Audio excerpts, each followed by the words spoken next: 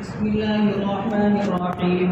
وعن ابن عباس رضي الله عنهما أن رسول الله صلى الله عليه وسلم قال: إن الله تجاوز عن أمتي الخطأ والنسيان وما استكرهوا عليه.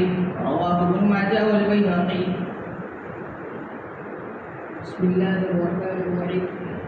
وعن بهز بن حكيم عن أبيه عن جده رضي الله أنه سمع رسول الله صلى الله عليه وسلم يقول في قوله تعالى: كنتم خير أمة أخرجت للناس، قال: أنتم تتمون 70 أمة، أنتم خيرها وأكرمها على الله تعالى. رواه الترمذي وابن ماجه والدارمي، وقال الترمذي: هذا حديث حسن. بسم الله الرحمن الرحيم. وعن ابن عباس رضي الله عنهما أن رسول الله صلى الله عليه وسلم قال: إن الله تجاوز عن أمتي الخطأ والنسيان وما استكرهوا عليه. رواه ابن ماجه والبيهقي.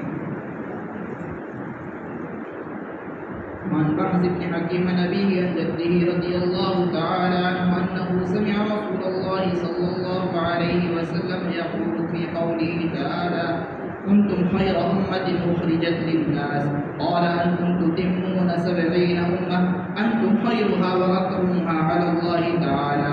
رواه الترمذي وابن ماجه والدارمي، وقال الترمذي: هذا حديث حسن. اب طلبہ نے مشکات شریف کی آخری احادیث کی تلاوت کی ہے. مہمان محترم اس حدیث کی شرح فرمائیں گے اور ان طلبہ کے لیے وہ سبق بھی ہوگا اور ہم سب کے لیے وہ ایک عمومی بیان بھی ہوگا. حضرت کا یہ بیان اور یہ سبق آپ حضرات بغور اور توجہ سے سماعت فرمائیں.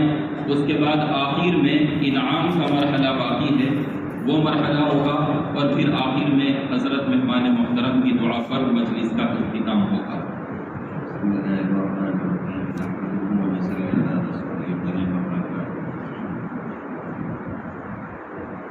اور تھوڑے سے وقت میں مجھے 2-4 باتیں آپ لوگوں کے سامنے بڑی محبت سے، بڑی عقیدت سے، بڑے پیار سے آپ لوگوں کے سامنے بیان کرنی ہے. پہلی بات تو مجھے یہ عرض کرنی آپ لوگوں کے سامنے کہ اللہ کی نگاہ میں ایک ایمان والے کا بڑا مقام اور مرتبہ ہے، یہ ہم جانتے ہیں. حدیث پاک ہے: لا تقوم الساعة حتى يقال في الأرض اللہ اللہ. اللہ نے یہ جو نظام بنایا، آسمان، سورج، چاند، ستارے، سیارے، سیارچے، درخت، دریا، پہاڑ، ندی، نالے، اور یہ جو انسان اور مخلوقات اللہ نے بنائی ہے، وہ سارے مخلوقات اور یہ سارا نظام ایک ایمان والے کی وجہ سے اللہ چلاتے رہیں گے اور یہ چلتا رہے گا. اور جس دن ایمان والا دنیا میں نہیں رہے گا اس دن اللہ تعالیٰ کو یہ نظام کی کوئی ضرورت نہیں ہے، یہ نظام بھی ختم ہو جائے گا.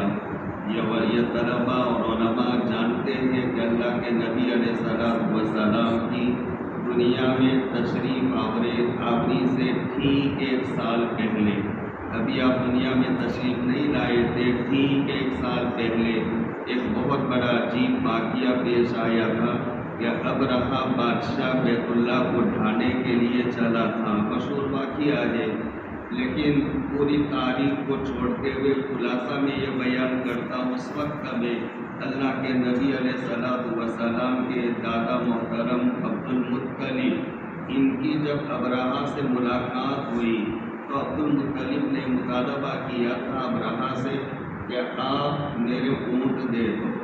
عبد المطلب جب ابرہہ سے ملے تو ان کی وجاہت اللہ پاک نے ان کو جو مقام، جو روب، جو چہرے کی جمالیت عطا فرمائی تھی، اس سے ابرہہ کے دل پر ایک اثر ہوا تھا. وہ ذرا ٹھیک ٹھاک بیٹھ گیا تھا کہ ایک باوقار آدمی آیا، لیکن عبد المطلب نے ان کے سامنے بیت اللہ شریف کا کوئی تذکرہ نہیں کیا. وہ تو یہ سمجھ رہا تھا کہ وہ آئیں گے، منت کریں گے، ریکویسٹ کریں گے، آپ آئے ہو ہمارے بیت اللہ کو ڈھانے کے لیے، واپس چلے جاؤ، ہم آپ کو یہ کرے وہ کرے، فلانا کرے، پاؤں پڑتے، پاؤں ہاتھ جوڑتے، ایسی ویسی باتیں کریں گے. لیکن عبد المطلب نے وہ ساری باتیں چھوڑ کر کے یہ کہا کہ میرے اونٹ آپ کے قافلے والوں نے لے لیے، دے دو. تو ابرہہ کہنے لگا کہ آپ کو دیکھ کر تو میری طبیعت پر یہ اثر ہوا تھا لیکن آپ نے اپنے گھر بیت اللہ شریف جس کو آپ بڑا مقدس مانتے، اس کو ڈھانے کے لیے، ختم کرنے کے لیے میں آیا ہوں، آپ نے اس کا کوئی تذکرہ نہیں کیا، اور اپنے اونٹوں کا تذکرہ آپ کر رہے۔ عبد المطلب نے پیارا سا جواب، چھوٹا سا جواب دیا تھا کہ اونٹوں کا مالک میں ہوں، مجھے اپنی مملوک، اپنے مال اور اپنی ملکیت کا فکر ہے، اور وہ گھر کا مالک کوئی اور ہے، وہ مالک اس گھر کی حفاظت کرے گا۔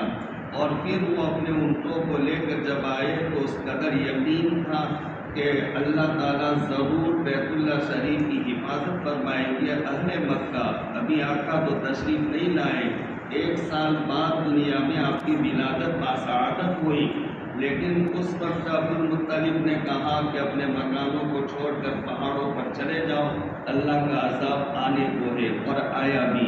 اللہ نے پرندوں کی جھنڈ کو بھیجا اور ان کو تہس نہس کر دیا۔ ان میں سے ایک بچا ہوا آدمی کو عائشہ صدیقہ حفیظہ کائنات رضی اللہ تعالیٰ عنہ بیان فرماتی ہے کہ میں نے مدینہ کی گلیوں میں جو آنکھوں سے معذور نابینا ہو گیا تھا، میں نے بھیک مانگتے ہوئے بھی دیکھا تھا، لہذا وہ آپ نے بیت اللہ کو بچا لیا تھا۔ اس کی حکمت اور فلسفہ کیا ہے؟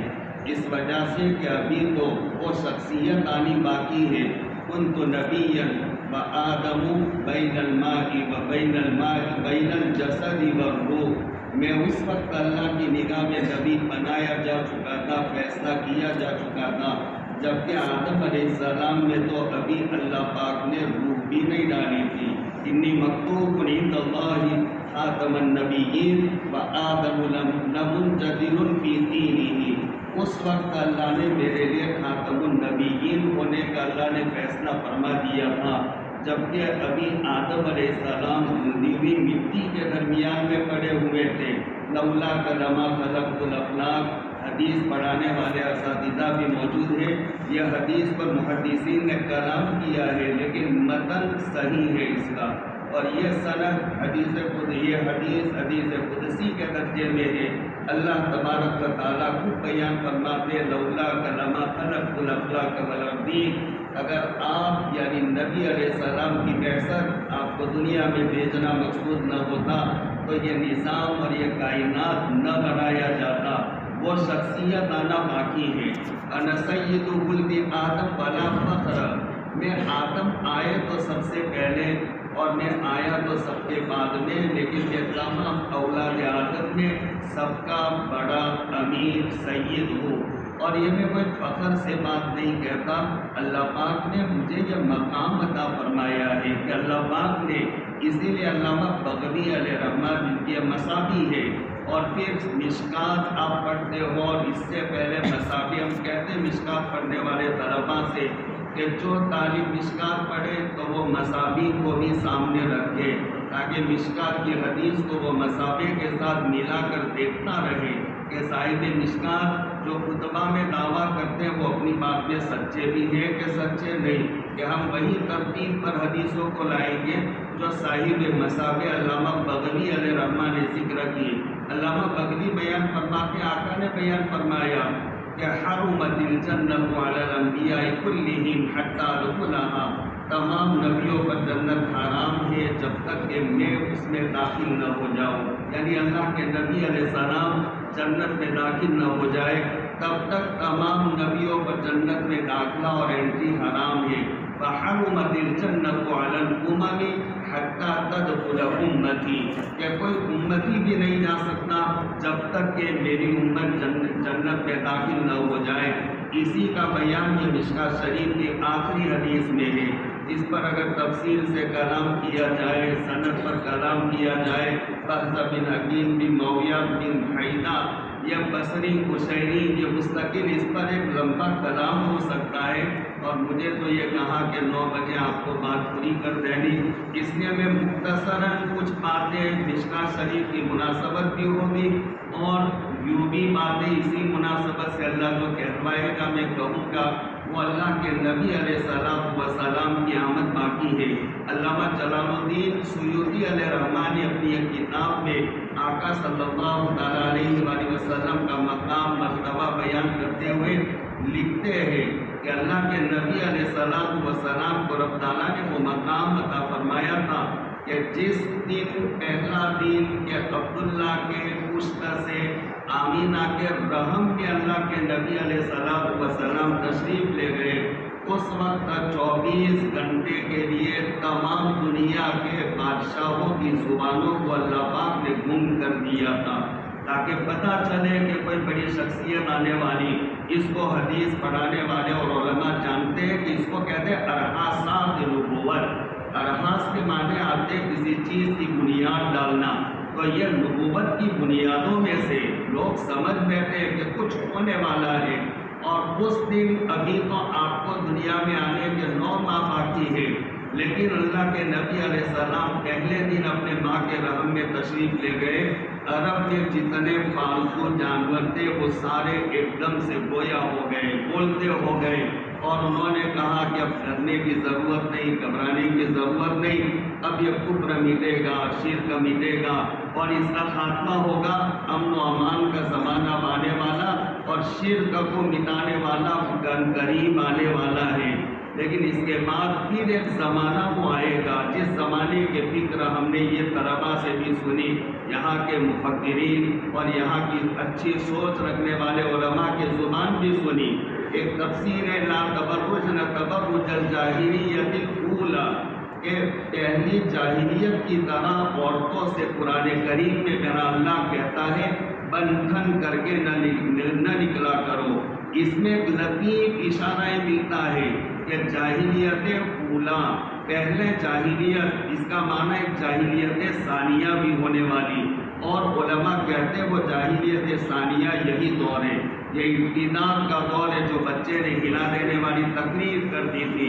اس وقت میرے دماغ میں ایک حدیث آئی تھی بادر بالاعمال فتنا کفتن اللیل المظلم یصبح مؤمنا ویمسی کافرا ویمسی مؤمنا ویصبح کافرا، یہی ابتداء کا زمانہ، یہ جہالت ثانیہ کے دور شروع ہو رہا۔ تو ابھی اتنی بڑی شخصیت کی آمد باقی اللہ کے نبی علیہ السلام کی، صحابہ جن کی تعداد یہ 1,24,000 یہ بتائی جاتی ہے، لیکن بعض چیزیں ایسی ہیں، یہ انبیاء کی تعداد، صحابہ کی یہ تعداد 31 کی 24 کی، اور انبیاء کی تعداد 2.25 لاکھ اور 1.25 لاکھ، یہ دونوں روایتیں۔ لیکن یہ علماء کے کام میں یہ میں بات ڈال دوں، بعض علم ایسے ہوتے ہیں جس علم کو کہا جاتا ہے علوم وحیہ، اس کو کوئی انسان نہیں جان سکتا۔ یہ میرے پیارے بچے جو علم پڑھتے ہیں وہ علوم وحیہ پڑھتے۔ آپ نے مشکاۃ شریف میں ایک روایت پڑھی، امیر المومنین حضرت عمر بن خطاب رضی اللہ تعالیٰ عنہ ایک بڑا مقام رکھتے تھے اپنے دور خلافت میں، یہاں 4-5 بچے حافظ ہوئے، ہو سکتا ہے ہزاروں کی تعداد میں یہاں سے حفاظ بنیں گے علماء۔ مجھے بڑا اچھا لگا یہاں آنے کے بعد، نظام کو دیکھا، طلباء کے پروگرام کو دیکھا، اساتذہ کی محنت بالکل کھل کر سامنے آ گئی، کچھ کہنے کی ضرورت نہیں ہے، اور ٹھوس پختہ علم ان کو دیا جاتا ہے۔ وہ حدیث آپ نے پڑھی ہے کہ امیر المومنین عمر بن خطاب یہ وہ کام کر کے گئے اپنے دور خلافت میں کہ 17,000 انہوں نے حفاظ قرآن تیار کیے تھے۔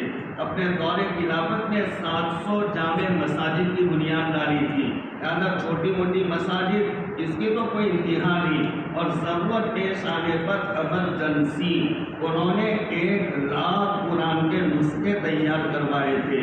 یہ کب تیار کروانے پڑیں گے؟ اس وقت کب ایک قلم سے دستی قرآن کو لکھا جاتا، پریس کی طرح جلدی سے چھپ کر گھنٹوں میں، منٹوں میں اور دنوں میں قرآن باہر آ جائے، ایسا نہیں تھا۔ قرآن کو لکھنے میں ایک وقت درکار، ایمرجنسی 1 لاکھ قرآن کے نسخے تیار کروائے، اور وہ مختلف بلاد عالم میں جہاں جہاں پر اسلام پھیلتا گیا وہاں پر وہ قرآن کے نسخوں کو تقسیم کیا جاتا رہا۔ وہ عمر بن خطاب کی روایت آپ نے پڑھی، ایک مرتبہ امیر المومنین بڑے غمگین غمزدہ بیٹھے ہوئے تھے۔ امیر المومنین کوئی معمولی آدمی نہیں تھے، لہٰذا ان کے غمزدہ ہونے کی وجہ سے پورے مجمع پر اثر تھا کہ آج کیوں امیر المومنین یہ ٹینشن میں اور غمگین ہے۔ چنانچہ لوگوں نے سامنے رہنے والوں نے استفسار کیا، یہ بات پوچھی، سوال کیا۔ امیر المومنین اب پریشان اور غمزدہ نظر آتے اور جواب دیا، میں نے ایک فکر ہے کہ میں ابھی اپنے علاقے میں ٹیڈ کو نہیں دیکھتا۔ ٹیڈ ایک جانور، چھوٹا سا پرندہ، اللہ نے اس میں بلڈ نہیں رکھا، مچھلی میں بھی نہیں رکھا، اس لیے مچھلی کو ذبح کرنے کی ضرورت نہیں اور ٹیڈ کو بھی ذبح کرنے کی ضرورت نہیں۔ وہ جانور ذبح کیا جائے جس میں بلڈ اور دم سائی اور بہت زیادہ خون اور بہنے والا، وہ ناپاک ہے۔ آدمی جب مر جائے، جانور مر جائے تو وہ بلڈ آہستہ آہستہ گوشت میں مل جاتا ہے اور وہ ناپاک ہے۔ قرآن کریم میں دم مسفوح صاف طور پر کہہ دیا، نص قطعی سے وہ حرام ہے، تو وہ گوشت میں مل جاتا، اور جب گوشت میں مل جائے گا تبھی کہا جاتا ہے کہ بدن ٹھنڈا پڑ گیا۔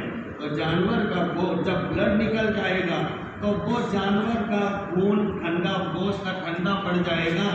فلسفی لوگ تو اسی بلڈ کو کہتے روح، لیکن یہ غلط بات ہے، اس لیے کہ اللہ کے نبی علیہ السلام سے جب سوال کیا گیا تھا یسألونک عن الروح، تو اس کے جواب میں رب تعالیٰ نے یہ جواب دیا تھا کہ اتنا کہہ دو یہ میرے رب کا امر ہے، بس یہ بلڈ، یہ روح نہیں ہے، میرے رب کا ایک امر ہے، وہ امر کی وجہ سے یہ سب ہو رہا ہے۔ امر جب ہوگا تو پھر یہ انسان کا یہ چلنا پھرنا، دیکھنا بولنا، یہ سارا کا سارا ختم ہو جائے گا۔ خیر وہ حضرت عمر بن خطاب کی روایت ہے، اس میں انہوں نے کہا میں ٹیڈ نہیں دیکھتا، تو پھر وہ ایسے نہیں تھے۔ امیر المومنین کوئی اہم بات ہوگی جس کی وجہ سے جملہ فرما دیا۔ چنانچہ امیر المومنین کی بات تمنا پوری کرنے کے لیے 3 جماعتیں بنی، ایک عراق گئی، مصر گئی، شام گئی، نہ معلوم کون سی جماعت کو ٹیڈ ملا، اور ایک مشت اور مٹھی وہ ٹیڈ لے کر آئے، امیر المومنین کے گود میں ڈال دیا۔ امیر المومنین نے جب اس کو دیکھا، مارے خوشی کے نعرہ تکبیر اللہ اکبر بلند فرمایا، اور پھر ایک حدیث بیان فرمائی۔ وہ بات میں سمجھانا چاہتا ہوں علماء کو، میرے علماء کو یہ بات سمجھانا چاہتا ہوں۔ امیر المومنین نے فرمایا اللہ تعالیٰ نے 1000 جاندار مخلوقات، 18,000 کی بات غازی ثناء اللہ صاحب پانی پتی رحمہ اللہ نے تفسیر مظہری میں لکھا ہوا ہے، اللہ نے 18,000 مخلوقات، یہ مخلوقات بہت ساری ہے، میں جاندار کی بات یہ روایت میں ہے، اللہ نے جاندار 1000 مخلوقات بنائی، 600 سمندر میں اور 400 آبادی میں، اور جب ان میں سے پہلی مخلوق ٹیڈ ختم ہوگا تو ٹیڈ کے ختم ہونے کے بعد باقی مخلوق اس طرح ختم ہو جائے گی جیسے تسبیح کے لڑی دھاگے کو توڑ دیا جائے تو پارے ایک دوسرے کے بعد ختم ہوتے۔ اب میں یہ سوال کرتا ہوں ان علماء سے کہ وہ 600 سمندر میں جانور جو امیر المومنین نے فرمایا کون گننے گیا، کس کی طاقتیں گن سکے، قیامت تک کون گن سکتا ہے؟ یہ وہی جان سکتا ہے جس کو اللہ نے کسی نبی پر وحی کے ذریعے سے علم دیا ہو کہ اس میں 600 جانور ہیں، یہاں در میں مسلم میں 400 جانور ہے، تو 5 علوم وحیہ ہے، چند نبیوں کا ذکر ہے، لیکن 1.25 لاکھ کا ذکر عام ہوتا جا رہا ہے، لہذا یہ 1.25 لاکھ یہ کسی نبی پر وحی ہم مان سکتے ہیں۔ علوم وحیہ یہ علم، یہ کسب سے، محنت سے، جد و جہد سے یہ علم ہم حاصل کرتے، لیکن بعض علوم یہ ہمارے بس میں نہیں ہے، وہ وحی کے ذریعے سے ہمیں معلوم ہو سکتے ہیں، علوم وحیہ میں سے۔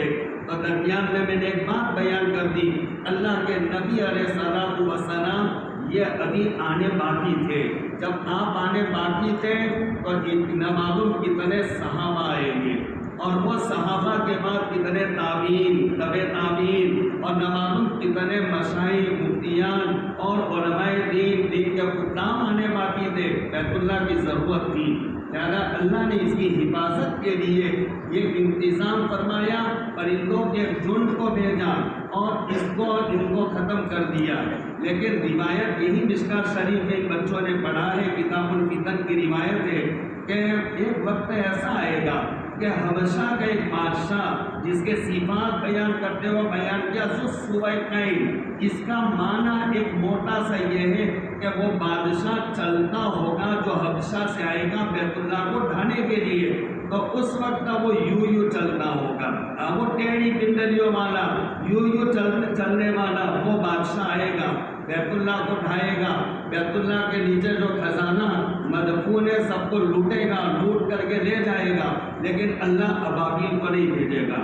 اس وقت سے آج بیت اللہ مضبوط ہے اور بڑے مضبوط پتھر کے ساتھ میں اس کو بنایا گیا ہے، لیکن اس وقت میں تو آپ بھی بہت سارے گئے ہوں گے عجائب گھر اور میوزیم میں، تو حضرت عبداللہ بن زبیر رضی اللہ تعالیٰ عنہ نے جو بیت اللہ شریف کے تعمیر میں جو وہاں پر بم لگایا تھا لکڑی کا، یہ ستون عجائب گھر میں ہم دیکھ کر آئے، اس کے اوپر پوری تاریخ عربی میں لکھی ہوئی ہے کہ حضرت عبداللہ بن زبیر رضی اللہ تعالیٰ عنہ انہوں نے یہ لگایا تھا، اور حجاج بن یوسف جو ان کا دشمن جانی دشمن بنا ہوا تھا اس نے وہ سارا ہٹا دیا تھا۔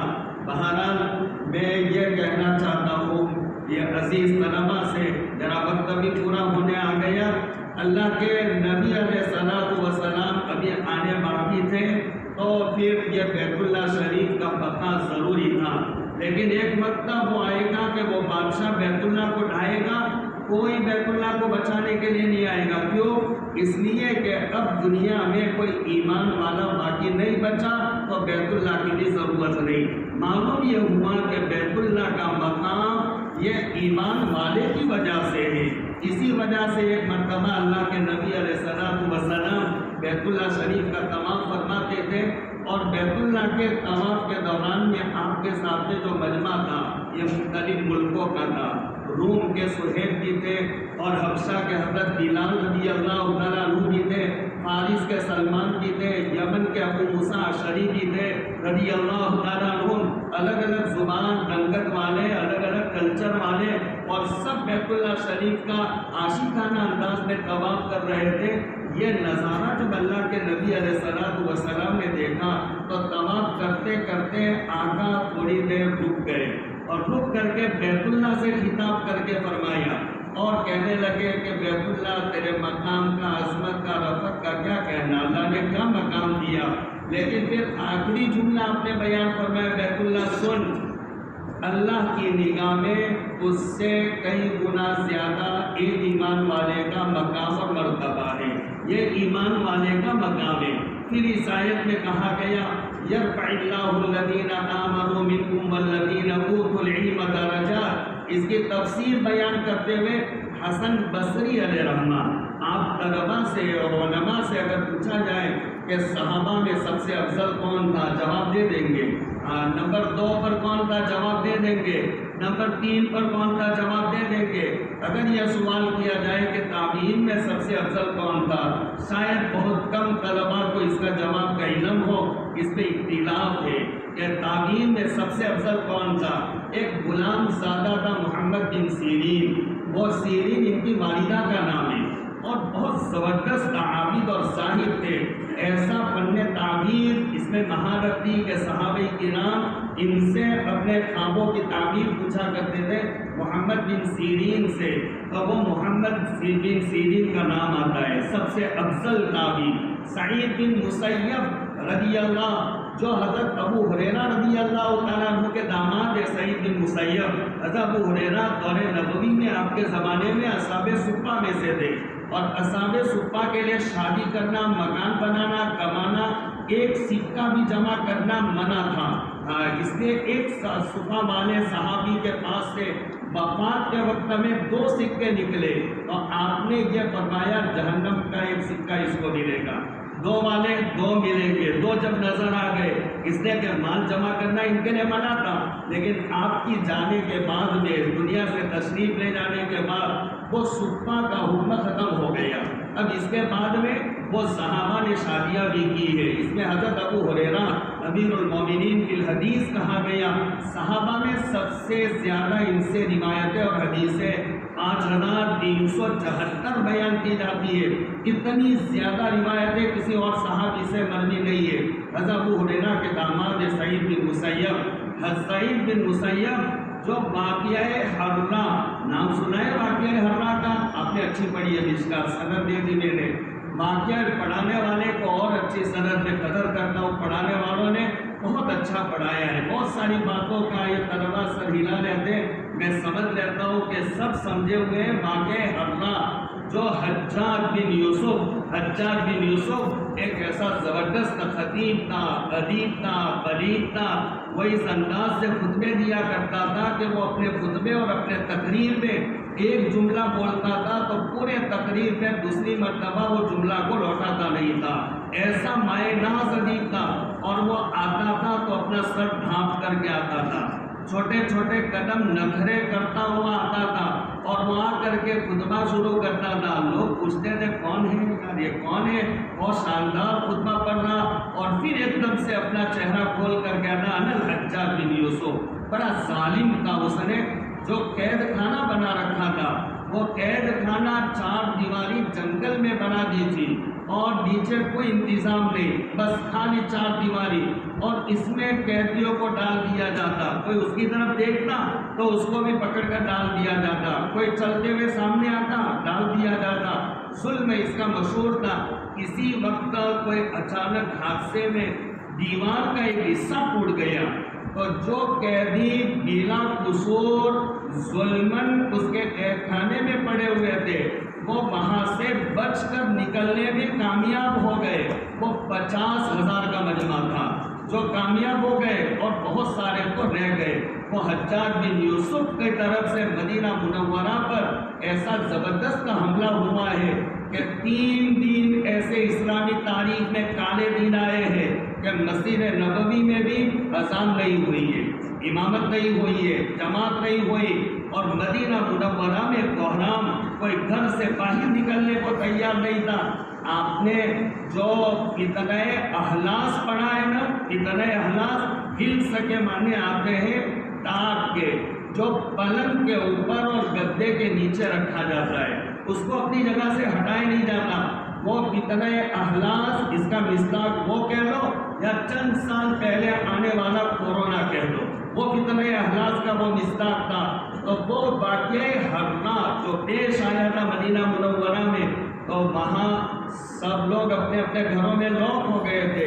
حضرت سعید بن مسیب کہتے ہیں 40 سال، بڑے زبردست عالم تھے، وہ 40 سال تک وہ بازار کا انہوں نے رخ نہیں کیا، وہ مسجد نبوی میں تھے، اور یہ واقعہ ہو گیا، حجاج آ گیا اپنے لشکر کو لے کر کے، تو وہ اندر سے باہر نکلنے کی ہمت نہیں کہ میں اکیلا رہا 3 دن۔ جب نماز کا وقت ہوتا، آج کی طرح سہولت گھڑیوں کا انتظام نہیں تھا، تو روزے اقدس صلی اللہ علیہ وآلہ وسلم میں سے ایک دھیمی سی سور یعنی سارن بجتا، یوں کہہ لو گھنٹی بجتی، تو میں سمجھ جاتا کہ آقا فرما رہے ہیں کہ نماز کا وقت ہو گیا۔ میں دبی آواز میں اذان پڑھتا، تکبیر پڑھتا، اور میں خود نماز پڑھاتا، میں امام بھی، میں مقتدی بھی، میں مؤذن بھی، سب میں 3 دن تک ایسا۔ یہ حضرت سعید بن مسیب کو یہ سعادت ملی، ان کا نام بھی آتا ہے۔ اور تیسرے نمبر پر حسن بصری، وہ حسن بصری فرماتے کہ یرفع اللہ الذین آمنوا منکم والذین اوتوا العلم درجات۔ ایمان والے کا مقام آپ نے سن لیا، تو ایمان والے کا جب یہ مقام ایک ایمان والے کی وجہ سے سب پتا ہے، آسمان زمین کا سب نظام، اس سے 500 درجہ بڑا ہوا مقام ان عالموں کا ہے جن کے پاس قرآن کا علم آ جائے، حدیث کا علم آ جائے۔ حملۃ القرآن اولیاء اللہ فمن والاہ فقد والا اللہ ومن عاداہ فقد عاد اللہ۔ قرآن سے تعلق رکھنے والے اللہ کے دوست رہے، لہٰذا جو ان سے دوستی کرے گا اللہ ان کو اپنا دوست بنائے گا، جو ان سے دشمنی کرے گا اللہ ان کو اپنا دشمن بنائے گا۔ اشراف امتی حملۃ القرآن واصحاب اللیل، میری امت میں مقام اور مرتبہ تو ان عالموں کا ہے، مفسروں کا ہے، محدثوں کا ہے، مفتیان کا ہے، قرآن سے نسبت رکھنے والے، اور راتوں میں اپنے بستر کو چھوڑ کر اللہ کے حضور اپنے آنسو بہانے والے، یہ میری امت میں ان کا مقام۔ لحامل القرآن دعوت مستجابہ، جس کو قرآنی علم مل گیا اللہ کی نگاہ میں اس کا وہ مقام ہو جاتا ہے، اپنے ہاتھ اٹھائے اللہ اس کو کہیں خالی ہاتھ نہیں لوٹاتے۔ مستجاب الدعوات یہ حدیث میں کہا گیا بننا ہے تو عالم بن جاؤ. انکر القرآن وعمل بما فيه البس والداه تاجا يوم القيامة سوءه احسن من سوء الشمس لو كانت في بيوتكم فما ظنكم بالذي عمل بها. جو قرآن پڑھے، قرآن کے مطابق عملی زندگی بنائے. یہ ہمارے بچے قرآن پڑھتے ہیں، قرآن کے مطابق یقیناً عملی زندگی. میں نے جو یہاں کی کارگزاری سنی، کالج کرنے والے، 11ویں 12ویں پڑھنے والے، آگے پڑھنے والے، اور یہ لباس لے اور یہ چہرے مہرے کے ساتھ، یقیناً بڑی سعادت. اور مجھے تو بہت خوشی ہوئی یہاں کا نظام اور یہ ترتیب دیکھنے کے بعد میں. اب یہ جن کے والیوں نے ان کے پیچھے قربانی دی، مولانا مدثر صاحب نے جو نظام آپ کو بتایا، آئیے اس نظام کی طرف. یہ یہی نظام ہے. آقا نے فرمایا تھا تم ہو کہ تم دوڑے دوڑے جہنم کے گھاڑ میں گڑھے میں گرتے جا رہے ہو، اور میں ہوں کہ تمہارے کالر پکڑ پکڑ کر تم کو اس سے بچانے کی کوشش کر رہا ہوں. یہی فکر کرنے والے آپ کی اولادوں کو، آپ کی نسلوں کو، آپ کے بچوں کو اور ہماری برادری کے ان نونہالوں کو یا جہنم کے گھاڑ میں گرنے سے وہ بچا رہے. واقعی میں ابتداء کا دور ہے، ایمان کا بچانا بڑا مشکل ہے، فتنوں کا زمانہ ہے، اور وہ فتنے اور بھی آتے رہیں گے. آپ نے فرمایا تھا تدور روح الاسلام الى 35 اور الى 36 اور الى 37. میں نے جو ماحول بنایا وہ سن ہجری 35 تک چلے گا، 36 تک چلے گا، 37 تک چلے گا. پھر میری امت پہ جب بگاڑ آنا شروع ہوگا، اختلاف شروع ہو جائے گا، اس کے بعد وہ اختلاف تھمے گا نہیں، وہ بڑھتا ہی چلا جائے گا. وہ بڑھتے بڑھتے وہاں تک وہ بڑھتا رہے گا. اذا لم يبق من الدنيا الا يوم لطول الله ذلك اليوم حتى يبعث رجلا مني او من اهل بيتي يواطئ اسمه اسمي واسم ابيه اسم ابي يملا الارض قسطا وعدلا كما ملئ الظلم وجورا. اگر دنیا کے خاتمے کا ایک دن باقی ہوگا تب بھی میرا اللہ اس دن کو لمبا کرے گا، اور لمبا کر کے اس دن میں ایک میرے خاندان کا، آپ نے فرمایا میرے گھر کا، المہدی من عطرتی من آل فاطمہ، کہ ایک آدمی کو بھیجے گا جو میرے نسل میں سے، میرے خاندان میں سے ہوگا، جس کا نام ہوگا محمد. یماتی اسمہ اسمی، اس کا نام محمد. یماتی اسم ابی اسم ابی، اس کے والد کا نام عبداللہ، محمد بن عبداللہ. ملا علی بن سلطان القاری علیہ رحمہ کا نام اپنے مشکات میں کئی مرتبہ سنا ہوگا. ملا علی بن سلطان القاری بیان فرماتے، تفسیر کرتے ہوئے 40 سال وہ رہیں گے مدینہ منورہ. مولد جائے پیدائش ہوگی. کوئی اگر کہے میں مہدی ہوں تو کہاں کا ہے بھائی؟ اگر وہ کہیں گجرات کا، بہار کا، کہیں دربھنگہ کا ہو تو آپ کہہ لینا کہ بھائی وہ مہدی موعود، یہ تو ان کی جائے پیدائش مدینہ منورہ ہے، اور وہاں سے ہجرت کر کے وہ مکہ معظمہ میں آئیں گے، اور پہلے پہل ان کے ہاتھ پر بیعت ہوگی مقام ابراہیم پر ہوگی. تمہاری بیعت تو مقام ابراہیم پر آئے تھے، بیعت ہوئی تھی، 315 نے بیعت کی تھی، جو بدری صحابہ، یہ سب علامتیں ہیں یہ سب. تو بہرحال حسن بصری فرماتے ہیں کہ 500 درجہ بڑا ہے مقام. اپنے بچوں کو وقت اور آگے 10 منٹ ہو گیا، میں تو بہت کچھ آپ لوگوں کو کہنا چاہتا تھا. مجھے بعض کی فضیلت بھی سنانی تھی، علماء کی فضیلت بھی سنانی تھی، لیکن میرے لیے وقت ہی نہیں چھوڑا. اتنا دور سے بلایا لیکن مجھے مشکل سے 41 منٹ دیے گئے. کچھ وقت ہوتا تو میں آپ سے باتیں کرتا اور اچھی باتیں کرتا. میں یہ شوق سے میں آیا تھا، اور یہ دل میں شاید تمنا پیدا ہوتی کہ ہم بھی اپنے بچوں کو عالم بناتے. بس ابھی میری نصیحت ہے سبھی میرے پیارے بھائیوں سے، دیکھیے اپنے بچوں کو ڈاکٹر بنائیے، انجینئر بنائیے، کلیکٹر بنائیے، سب بنائیے، پی ایم صاحب بھی بنا دیجیے، سب بنا دیجیے. دنیا کا کوئی مفتی، کوئی عالم، کوئی شیخ الحدیث منع نہیں کرتا، ناجائز نہیں ہے، جائز ہے. وقت کا شدید تقاضا ہے، پڑھائیے. لیکن میں اتنی درخواست کرتا ہوں میرے اللہ کے کلام کو بھی ضرور پڑھائیے. میرے نبی علیہ السلام کے فرامین کو بھی ضرور پڑھائیے، آپ سب پڑھائیں اور یہ سمجھے کہ اسی میں دنیا بنے گی۔ تو خدائے پاک کی قسم کھا کر کہتا ہوں، مدنی مرکز کے بڑے مسجد میں بیٹھ کر کے یہ آپ کا دھوکہ ہے، اس لیے کہ ابن ماجہ شریف کی روایت ہے، صاحب سے میری بات ہوئی، انہوں نے بتایا، میں نے ابن ماجہ شریف پڑھائی، وہ میری تصدیق کریں گے۔ ابن ماجہ شریف کی روایت ہے، الذی یجمع خلق احدکم فی بطن امہ 40 یوما نطفہ ثم یکون علقۃ مثل ذلک ثم یکون مضغۃ مثل ذلک ثم یبعث الیہ الملک فیؤمر باربع کلمات فیقول اکتب اجلا وعملا ورزقا وشقی ام سعید۔ 120 دن کہتے ہیں ماں کے پیٹ میں آسمان سے فرشتے نے آ کر کے ہمارا رزق لکھ دیا ہے۔ حافظ قرآن بنو، عالم دین بنو کہ کلیکٹر کے جج بنو، جو لکھا ہے اس سے زیادہ نہیں ملے گا، یہ خدا کا فیصلہ ہے۔ یہ آسمان سے اللہ پاک نے فرشتے کو بھیج کر کے 120 دن کہتے ہیں اس وقت اللہ پاک نے لکھوا دیا۔ لیکن حقیر دنیا کی وجہ سے اپنے بچوں کے ایمان کا سودا نہ کرے، اپنے بچوں کو اسلامی تعلیمات، قرآن سے مناسبت، حدیث سے مناسبت، اور یہ بہترین نصب ہے۔ واقعی میں جتنی تعریف کروں اتنی کم، میرا مزاج ہے، کئی جگہ پر جانا ہوا تو ہم نے یہ مشورہ دیا کہ یہ کیا جائے۔ بہت ساری جگہ پر ہم نے کسی کو انفرادی طور پر مشورہ دے کر کے میں نے کہا آپ یہ کام کر سکتے ہو، ان کالج اسکول والے بچوں کو آپ لاؤ اور لا کر کے ان کو آپ 1 گھنٹہ دو۔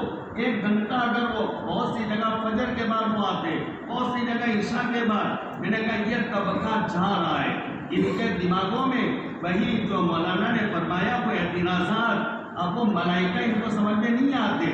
آمنت باللہ وملائکتہ وکتبہ ورسلہ والیوم الآخر والقدر خیرہ وشرہ من اللہ تعالی والبعث بعد الموت، یہ ہم نے بچپن میں پڑھا تھا، لیکن کلیکٹر کے قریب ہونے گیا تو اس کو یہ ملائکہ سمجھ میں نہیں آتے۔ والکتب آسمانی 104 کتابیں اس کو سمجھ میں نہیں آتی، 4 بڑی کتابیں اور 100 چھوٹی چھوٹی کتابیں، یہ اب اس کو اعتراضات شروع ہو جائیں گے، نبی اور رسول ان کو سمجھ میں نہیں آئیں گے۔ تو آپ پڑھائیے بچوں کو، لیکن قرآن سے بھی ان کو جوڑے رکھیے، حدیث سے بھی ان کو جوڑے رکھیے۔ اللہ پاک یہ بات کو، میری بات کو مفید بنائے، میرے لیے سفیر آخرت بنائے، میرے لیے ذریعہ نجات بنائے، ہدایت کا ذریعہ بنائے، اور اللہ ہم سب کو اپنے بچوں کو دین پڑھانے کے لیے اپنے بچوں کو اللہ قبول فرمائے، اور جو عالم بن رہے ان کے لیے دل سے دعا ہے، جو بن کر بھی آئے ان کے لیے بھی دعا ہے، اللہ ان کو دین کی خدمت کے لیے قبول۔ بڑی سعادت ہے، میں کبھی سجدے میں پڑھ کر اللہ کے سامنے شکر ادا کرتا ہوں اور اللہ کے سامنے رو جاتا ہوں، اللہ میں آپ کا جتنا شکر ادا کروں کم ہے، کریم اللہ تو نے مجھے دین کی خدمت کے لیے قبول کیا ہے۔ دین کے انشیرہ کے ساتھ جو میرے بھائی، جو میری کشتی کے مسافر ہیں اساتذہ، میں ان سے کہتا ہوں کہ دنیا کی طرف دیکھنا ایک علماء کا کام نہیں ہے۔ کعب احبار سے عمر بن خطاب نے سوال کیا تھا من ارباب العلم، تو جواب دیا الذین یعملون بما یعلمون۔ پھر دوسرا سوال کیا تھا فما اخرج العلم عن قلوبہم، کعب احبار نے جواب دیا تھا طمع، دنیا کا حرص، لالچ، اس نے علماء کو عالم نہیں رہنے دیا۔ ہمیں دنیا سے کوئی لینا دینا نہیں، آئے گی دنیا اور جب ماری کر کے آئے گی۔ ایسے بھی بہت سارے واقعات میں آپ کو سناتا ہوں۔ اللہ یہ وما من دابۃ فی الارض الا علی اللہ رزقها، اللہ پر تو یقین رکھے، ومن اصدق من اللہ قیلا، کون اللہ سے سچی بات کہہ سکتا ہے؟ اللہ پاک کہتے ہیں جو زمین پر رینگتا، چلتا، لڑکتا، گھسیٹتا ہے، سبوں کا رزق میرے ذمے ہے۔ جب اتنے بڑے خالق مالک نے وعدہ کر لیا ہے، اللہ پاک دے گا۔ جن کو علماء کو دین کی خدمت کے لیے اللہ نے قبول کر دیا، یہ اللہ کا شکر ادا کرنا چاہیے۔ طلباء کے لیے میری دل سے دعا ہے، جو پڑھنے والے ان کے لیے، اساتذہ کے لیے، فکر کرنے والے، اور یہ پورے محلے ادھر ادھر، اور جو بچے حافظ ہو گئے، یہ بچوں کے اور ان کے والدین کے لیے بھی بڑی سعادت ہے۔ یہ بچے کل کو ان کے لیے جنت میں جانے کے سبب بنیں گے۔ من قرأ القرآن وحفظہ، جو قرآن پڑھے اور حفظ کر لے ادخلہ اللہ الجنہ، اس کے لیے تو جنت ہو گئی۔ اور ملا علی قاری ایک روایت بیان کرتے کہ اذا جعل القرآن فی ہاں فألقی من النار محترق، کہ چمڑے میں قرآن کو لپیٹ کر آگ میں ڈال دی جائے تو آگ میں پاور نہیں ہے کہ اس کو جلائے۔ اس کی تفسیر ملا علی قاری بیان فرماتے کوئی حافظ ہو جائے اور قرآن کا حافظ ہو جائے اور کبھی جہنم میں اس کو ڈال دیا گیا تو جہنم کی آگ میں پاور نہیں ہے کہ حافظ کو جلائے۔ اور یہ حدیث میں میرے آقا بیان فرماتے ادخلہ اللہ الجنہ، اللہ اس کو تو جنت دے دیں گے۔ وَشَفَّعَهُ فِي عَشَرَةٍ مِّنْ أَهْلِ بَيْتِهِ كُلُّهُمْ كَسِسْتَوْجَبِ النَّارِ، کہ اللہ اس کے گھرانے میں سے 10 ایسے لوگوں کی شفاعت کا حق دیں گے کہ جنہوں نے بدعملی کی وجہ سے اپنے اوپر جہنم کو واجب کر دیا۔ جہنم سے بچنا چاہتے ہو، اسی کا نام کامیابی ہے۔ من زحزح عن النار فأدخل الجنہ فقد فاز، جہنم سے بچا لیے گئے اور جنت میں انٹری مل گئی، اسی کا نام تو کامیابی ہے۔ اگر یہ چاہتے ہو تو بچوں کو حافظ بناؤ، عالم بناؤ، ساتھ میں مرضی چاہو وہ پڑھاؤ۔ اللہ پاک یہ مجلس کو قبول فرمائے۔ آخر دعوانا الحمدللہ رب العالمین۔ جزاکم اللہ تعالیٰ خیرا و احسن الجزاء۔ اللہ تعالیٰ حضرت کی قیمتی باتوں پر ہم سب کو عمل کی توفیق عطا فرمائے۔